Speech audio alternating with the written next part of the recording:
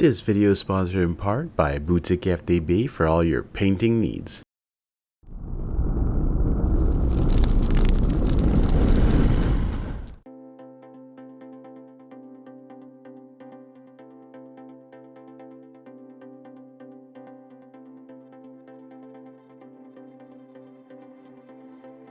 Hey there everybody, hope you're having a good day. I'm back with another Marvel zombie hero, and this is the Wasp, who is primed with a matte gray air primer. We're dry brushing some white all over this miniature just to get the just to highlight the raised edges, because we're going to be using some contrast paints and some other thinner paints as well, and we just want to make sure that we get those highlights on this miniature. We're starting off with pretty much the entirety of this miniature in Black Legion. This one is a much darker of their contrast paints, and even having that white highlighted dry brush didn't do very much for highlighting, because the Black Legion just pretty much covers up the white and the gray. I think maybe if the miniature was done like in a zenithal highlight with white over black, this would have shown a lot more, maybe. I'm not sure, but I just decided to go with the gray primer, like I did, I think, pretty much with all the zombie heroes so far. I think it was all matte gray. I'm not even sure. No, I don't know. I can't remember, man. You guys are watching my videos. You can let me know. Also doing those parts of the wings with this Black Legion.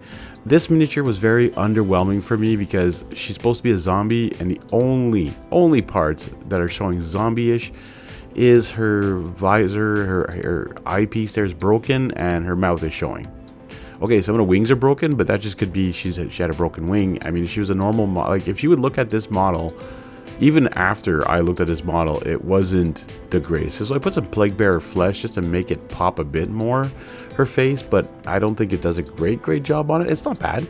We're using some fairy dust now on the wings, because her wings are very shiny in the artwork, and the fairy dust, I've been loving fairy dust as like a white metallic. It actually does a great job. Plus I'm trying not to get into all those little cracks there, like all the holes. I'm just trying to get pretty much, I got dry brushed it, but a little bit thicker here and there too. Also gives it that like worn look at certain spots and not at other areas, and it gives a reflection, which is really cool. Then we're going to be doing like all these outlining details with moon dust.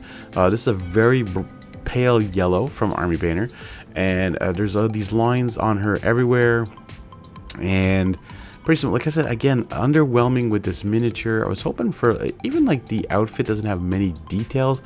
Maybe I should use Black Templar instead. That would have been a little lighter, and it would have maybe made the miniature pop a little bit more. You guys can do what you want, of course. I'm just going with what I think is the colors I should be using, and just creating as I go along, right? And this is the point of this channel. I'm not a master painter, and I've said it 100 times, if not 400 times, because I've made that many videos. I'm here to show you guys how to get your miniatures done like a noob and be proud of them. Okay, I am proud almost of every single one of my miniatures I paint. My friends come over, they say how amazing they are. I've seen so many painters out there that blow me away with their miniatures, and they don't even have channels, they don't have Instagrams. I tell them all the time, guys, you need to put these on Instagram. You are amazing. Like even people at my local game store, I've seen their Armies for Conquest, and it's just mind-blowing, their paint jobs, and I still can't figure it out. And the guy did it with an airbrush. I'm still trying to figure out how to do that with airbrush. I would love to be able to paint an entire miniature with an airbrush, but I think my airbrush is not meant for that. It is a $29 airbrush. Can't go wrong with that anyways, but you know, it's there when I need it. Grey Knight Steel just for her pauldrons on her shoulders there. Have a different metallic look.